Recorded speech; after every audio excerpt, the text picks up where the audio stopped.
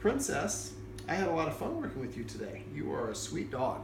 This is Princess, and this is her roadmap to success. Now, Princess was essentially inherited, and the home that she was in before, she was loved to the nth degree, but really didn't have a lot of experience. And she knows, I think, about 2 commands. Isn't really well potty trained. Doesn't like to walk. Doesn't like her harness. There's a lot of stuff she doesn't like, and I don't think that she doesn't like that. I think it's just a lack of experience and a lack of confidence. She's scared, and her guardians, since they brought her in, have done what a lot of people do when they get a new rescue dog or a new dog that's fearful, is they pet the dog, and it's okay. It's all right. It's going to be all right. But anything your dog is doing when we pet it is what we're amplifying and reinforcing, and this is the most common mistake people make with dogs, is they pet a dog that's nervous, anxious, fearful, excited, any other unbalanced state of mind. So if your dog is excited when you come home and you pet it, you're going to make it 1/5 of a percentage point more excited each time you do this. A couple of guardians here probably make the dog 1 percentage point more excited every day. Same thing with being fearful or anxious or whatever. Now, you can let your dog know I'm here with you by touching the dog and letting it know I'm here to support you without amplifying it. But make sure you're not petting your dog when it's nervous or anxious. Now, when we come home, if she's all excited, we're going to pretend like she's not there. Just ignore her, walk around the house. As soon as she gets nice and she calms down, she's like this sort of energy, we turn towards her and start reaching for her. You will not be able to reach the whole time. As soon as you turn and look at her, she'll probably get all excited and her tail goes and she starts doing circles, or pull your arm back and ignore. We're not saying we don't like you. We're just saying when you're overexcited, I'm not that interested in petting you. Just like humans, when we're overexcited, that's when we're going to make the most mistakes. Lawyers and TV shows all the time, they like badger the witness, hoping to get them off their game, and then they spring the question on them when they're in an unbalanced state of mind. So we want the dog to be in a very calm and balanced state of mind when we pet it. And just be simply, I talked a little bit about light switch on, light switch off. Light switch on is engaging with the dog when it's doing something you like. Light switch off is you stop engaging with the dog the instant the dog starts doing the wrong thing. We don't correct, we don't chastise, we don't punish, we just stop providing the affection. And because the dog wants the affection, after a while the dog figures out if your timing is good, every time I jump up on her, she stops petting me. Every time I sit in front of her, she starts petting me. You're getting anxious? You don't want to ever restrain a dog. So if she wants to get down, I will let her down. I'm kind of trying to hold her here a little bit, but during the session, I didn't do a lot of petting her. And that's something else we want to talk about, is a lot of us, we want to show the dog, I'm a good person by petting you. Look, I'm petting you. Aren't I good? If I think you're creepy, you touching me is the last thing I want. So when we have guests or people coming over, we want to ignore her. They shouldn't look at her, shouldn't try to talk to her, definitely don't try to pet her. Now, we could drop treats on the ground and get her to come and take the treat and let her move away. The more she approaches and gets to move away on her own volition, the more she feels empowered, the more confident she will be, the more she'll be interested in returning and engaging that again. So the guests can kind of drop a treat. I started off things just to make sure that she was nice and comfortable. I gave her a couple treats when I came in, and I started putting the treats on my shoes. And she had to come over and lick them off, and then she walked away. I reached over to pet her, and she turned her head to the side, licked her lips, and actually turned her shoulders to the side. Those are 3 ways the dog says, I'm not interested. Now, most of us go ahead and pet the dog anyways, and that breaks the trust. So when you have guests come over, if you see that she moves away from the guest, that's fine. We can give the guests some treats and have them drop them. We want her to practice approaching and moving away. Let me see. Now, she does not know really any commands. You don't really know any commands. This is not a secret. And so I went over the principle of passive training with the guardians. Passive training, okay, I'll let you go ahead and get down if you want. Passive training is simply rewarding and recognizing the dog every time it does something on its own that we like. So if she were to come over to me right now, I'd pet her if she would like me to. She doesn't want me to. But I would give her a treat, and I would say the word come. Every time she's digging for some balls on Madrid, which is a new name of her dog bed. Every time she sits down, pet her and say sit. Every time she lays down, pet her and say crash. And whenever possible, try to pet her under her chin, facilitate that nose-up orientation, and avoid patting her on top of the head. We can scratch and we can caress. I did those in the opposite order, but just don't ever pat on top of the head. And if you start petting her here and she kind of shakes it off, keep doing it. Eventually, she'll accept it, just like people with low self-esteem that have a problem accepting a compliment. Now, let me see. We went over some rules to incorporate. Now, because she really likes being with her guardians, we didn't want to take away the furniture, which is a common rule that I do suggest. But I did show the guardians how to communicate getting off of the furniture is a good thing. And so use that and the directional commands. Go to every room in your house, tear the treat in half or in quarters, toss it right outside the room. When she goes out and licks it up, say the word out. Same thing, off to get off the bed or off the couch. And eventually we create this vocabulary. She's under the foot of her guardian when she is in the kitchen. So I went over something, well, I didn't go over it with them. I'm going to actually go over it with them, the guardians, as soon as we finish this video. A way of disagreeing with the dog, not being punishing. But basically, we can move the dog out by using the escalating consequences that I'm going to talk to the guardians about here in a second. But the other thing we could do is actually help the dog practice the behavior first. So every time we go in the kitchen, take a treat and toss it right outside. And let it, when she goes out, say out. And then do that a couple times. Then when she starts coming in, you use the third escalating consequence I'm going to explain to you to move her out of the kitchen. You're going back and repeat that same step over and over. Now this will make more sense once we've done the escalating consequences. Guardian, I haven't told her yet that's filming this. Something else I like to do is practice. We practice golf swings, free throws. Anytime we're doing things, we do a practice session. We do a dress rehearsal. All those fun things. So we can do the same thing for dogs. So if we're going to actually cook, when we're cooking, we're distracted because we're thinking about the elements and what we need to do. Come. That was very good. Didn't recoil that time. But we're thinking about the order and how long we have to cook these things for, and so we're not thinking very clearly, or we're paying attention to the dog. Remember, you have 3 seconds to correct or reward the dog for the dog to have the ability to make the connection. So if I'm already engrossed in what I'm doing, the dog comes in and I see it and I try to correct it 5 seconds later, it's hard for the dog to make that connection. So what I do instead is I practice. So when you go in the kitchen, instead of actually starting cooking, what I might do is go in the kitchen and get a piece of bacon and microwave it. And then pull it out and put it on the counter. The dog's bacon, and they're going to come in to try to get that. We use the third escalating consequence to move the dog out of the kitchen, and we keep on doing this back and forth until the dog lays down behind the line outside the kitchen. At that point, then we can actually put the bacon up and do a real cooking. But when the dog comes in, we're going to use the third escalating consequence to move the dog out. But we're also, once the dog stays out, we're going to practice lifting up a pan, turning the faucet on, opening the fridge, and taking stuff in and out. So we're going to simulate cooking. So the dog feels like well, basically the dog is practicing not coming in the kitchen when the human's in there cooking. The dog can be in the kitchen as long as the human is not cooking, but when the human's cooking, that's off limits. Other rules would be not being allowed to be within 7 feet of the guardians when they're eating, which I'd also use the escalating consequences to disagree. And we can practice that. Get a piece of roast beef, microwave it, sit down at the table where you normally sit down, cut it in half, put it on both your plates, cut it up into little pieces. The dog tries to come towards you. You make the first sound for the first escalating consequence to move the dog away. My rule would be the dog shouldn't be on the carpet around the table. It can be anywhere else, just not on the carpet. That's just too close. For dogs to be too close to something is a way of challenging for the authority. Let me see. Eventually, when she does know how to sit and some other commands, I like the guardian's a pet with a purpose, which means if the dog nudges or scratches or asks for attention, instead of giving the dog attention, we give it a counter order, tell it to sit. When it sits, we pet it on its chin, and then we say the word sit or whatever the command word is. After we do that enough, the dog will come start sitting in front of the humans to prepay for attention. And now we're teaching the dog, instead of stealing remote control or doing something, barking or whatever to get my attention, if you sit in front of me, that gets me attention. So remember, every time she sits, make sure for passive training, we're reaching over and we're petting her, say sit. And if reaching over will cause her to get up and move away, then just say the word sit. Try to teach her how to catch. The way that I do is I have somebody the dog is familiar with sitting on the floor with the dog. The other person throws a treat, and you want to try to throw a good throw so it goes, if the dog opens its mouth, it just goes in. If it bounces on the floor, the person sitting next to the dog picks it up and then gives it back to the person or holds onto it. The dog only gets it if it catches it out of the air. That creates motivation. Now, most of us, when we throw, we go like this, 1, 2, and then the dog's now looking around the floor, and then we actually throw it. So when you throw it, just throw it on the first one. And try to make it, like I said, a good throw so it goes in the dog's mouth. When it goes in the mouth, say the word catch. Come up with funny command words. The guardians are going to have to come up with pretty much all the new commands. Because dogs can read a facial expression, if we come up with funny, humorous dog words or commands, it's going to be just bring some levity to the situation, which I think will help. Also, it makes the dog engage a little bit better with people if they're in a lighthearted manner. Now, if we can teach her to catch, that'd be a great way for her to engage with guests when they come in.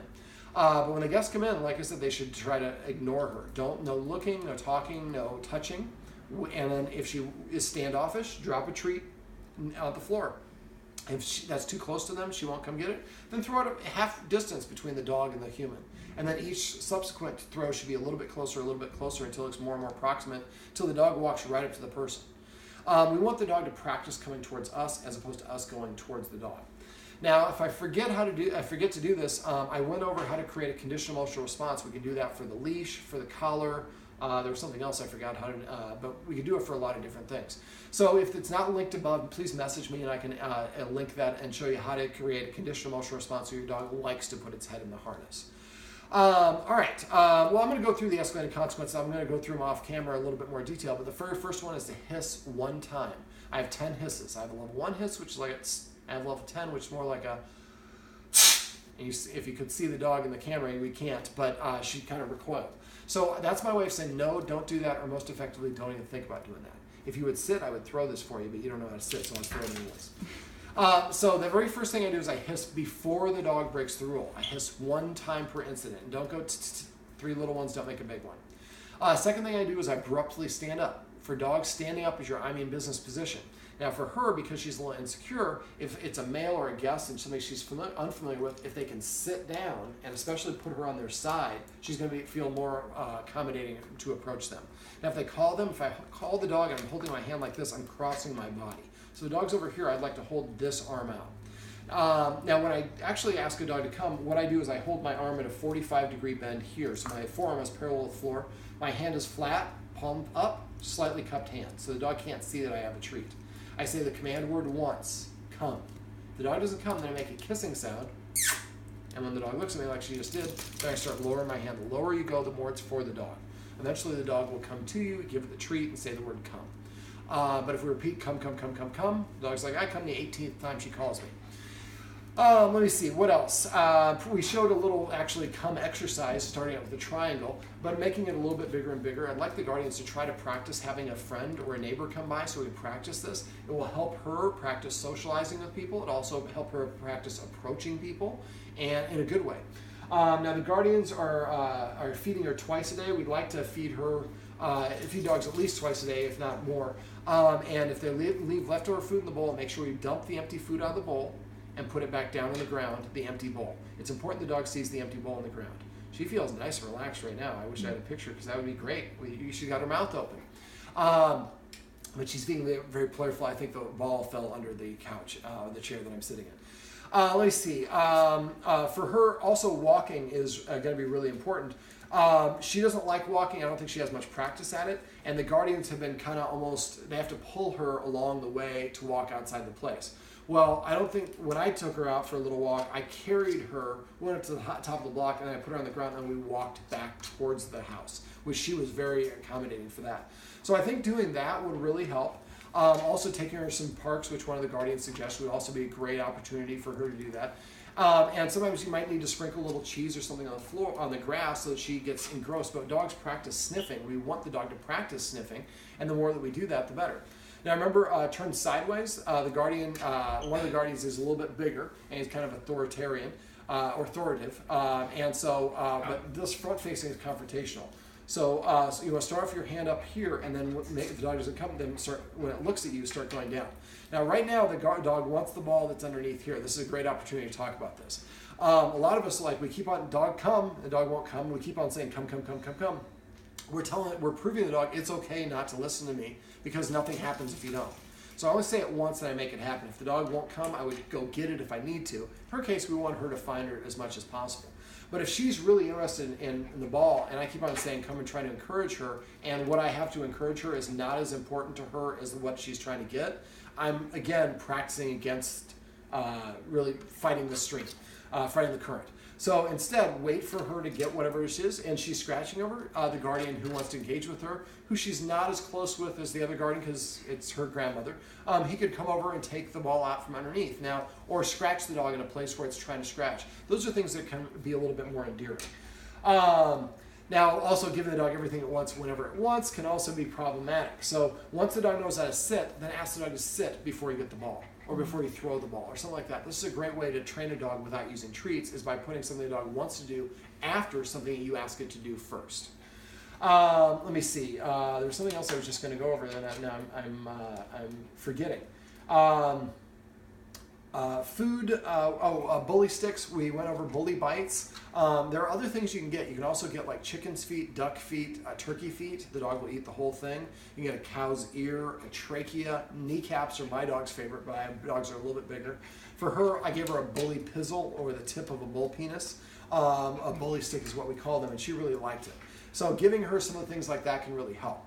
Now, we went over potty training, and I believe I should, if I remember, I'll have a potty training video linked in the text above. If I forget, the guardians hopefully remind me, and I'll add it in here.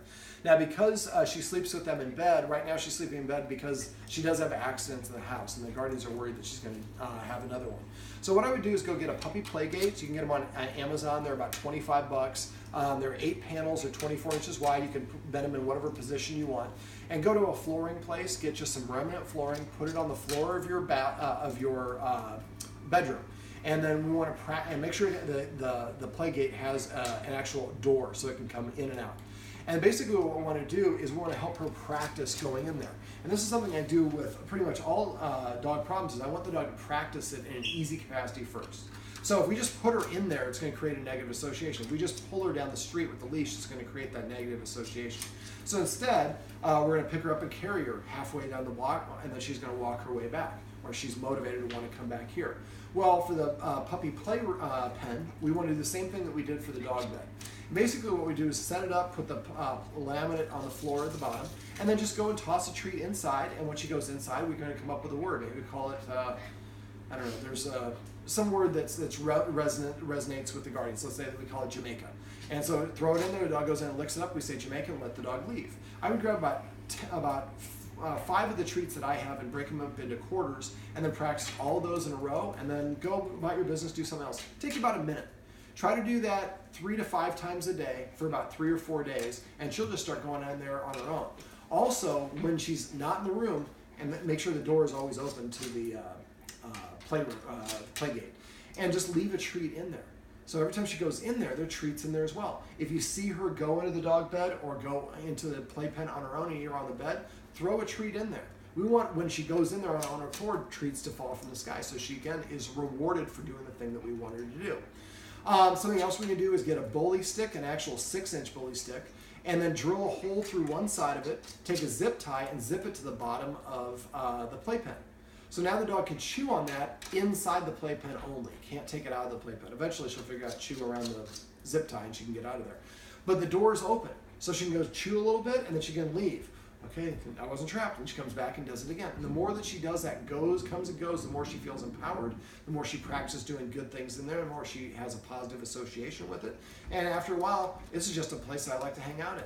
Now, I want the guardians to practice that for about 3 to 5 days, and when they actually get to the point where they're going to start putting her in there and closing the door, we'd like to make sure that she's going in there and laying down on her own accord when we're hanging out in the bedroom on her own. Not bedtime, just every once in a while go in there and lay in the bed and read a little something, watch on your iPad or whatever. When she starts going in there on her own, then we're ready to start closing the door, but staying in that room with her. And so we're just on the bed, we close it and give her a bully stick or something like that. She can see you. You know, it's not hard for her to do, and then we're helping her practice. And this will help with the separation anxiety because she's practicing being a little bit apart. Right now she has to almost be like tactile, touching. And she's really demanding. She wants the guardian right now to throw the ball, and the guardian's ignoring her, which is great. But it's great that she likes to play and engage, and it's great to see this playful energy from her. I haven't seen it during the session, but it's a good thing. We want the dog to be a dog and to play around and have fun. So eventually when we get to the point where we can be in there and we can close the gate, we want to wait for her to lay down on her own before we go and open the gate and let her out. And we can set her up for success for this by maybe playing the laser game. She likes chasing the laser. It's a great way to burn energy. Dog guardians might also want to get an eye fetch, which is a great way to let the dog play fetch by itself. Eventually they can give a bully stick as they're leaving the place. Now, as I mentioned in the video above, teaching a dog how to stay and helping it practice staying is going to go a long ways towards helping with separation anxiety. But also, once we build up her confidence by teaching her new tricks and commands and can redirect her into a sit before we pet her, can help her gain more pride about herself. Just like the kid who has to get a job and works his tail off and doesn't save up enough money to buy a car until he's a senior in high school. He buys a piece of junk car, but he washes it every week, he waxes everything, because he took pride in it, because he earned that for himself. While it's nice to be petted, and dogs love being petted, If a dog has to earn being petted, it's going to boost its self-esteem and confidence. That's why I really think if the guardians trade off training her a new trick or command once a week, and each guardian takes a week, and the alternate guardian takes the next week, we practice it all week long. After about 2-3 months, the dog now has 8 to 12 new commands and feels a lot more confident, and it's easier for us to redirect her. Also, doggy daycare can be really helpful. For her, she's probably very under-socialized. Make sure the dog daycare does screening and has a separation so they separate dogs by size. Crash. She's laid down. I don't have a treat. By the time I give her a treat, it'll be too late. Over 3 seconds. Practice the dog daycare. Make sure that they ask you about testing her out first. And if they don't say that they do that, ask them if they do that, because some places do it without telling you. But I would practice it a day on the weekend when you're home. People are like, never do that. I always do it when you're at work. Well, then if you're at work and it doesn't work out, you got to stop what you're doing and go back and get the dog. The whole idea is to do it on a weekend, which in California is actually a little bit busier. Usually during the week is busier.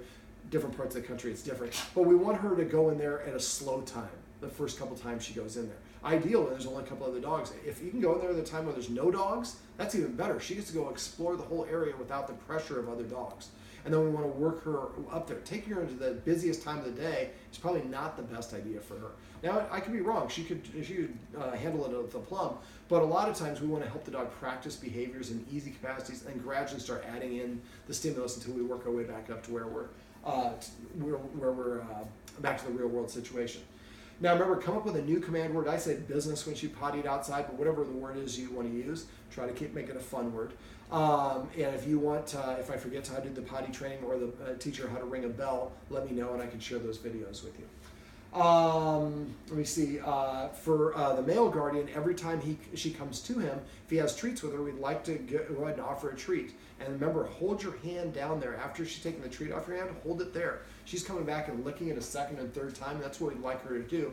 We want her, like I said, to practice approaching us and practice lingering, but not by force when she wants to do it.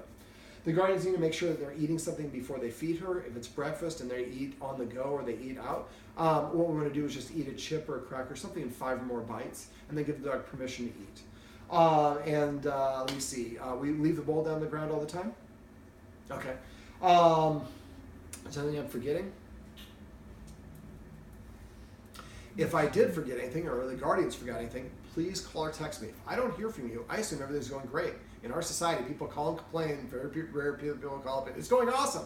I do get clients to do that, so let me know if things are going awesome. I'd appreciate that as well. But if there are questions or things are happening, we weren't able to get to as much stuff in this session as I would like because she really just had no basics, and so we really had to start at the beginning. But there's a whole bunch of videos and tips and tricks that I can share with you having to come out and set up another session. But sometimes if you have problems with the iFetch or something like that, we need to set up one hour follow-up session. I'm happy to do that as well. But please call me or text me. Texting is the fastest way to reach me. All right, Princess, we come? One more time? Come. This is Princess, and this is Princess's Roadmap to Success. Remember, everything you do trains your dog. Only sometimes you mean it.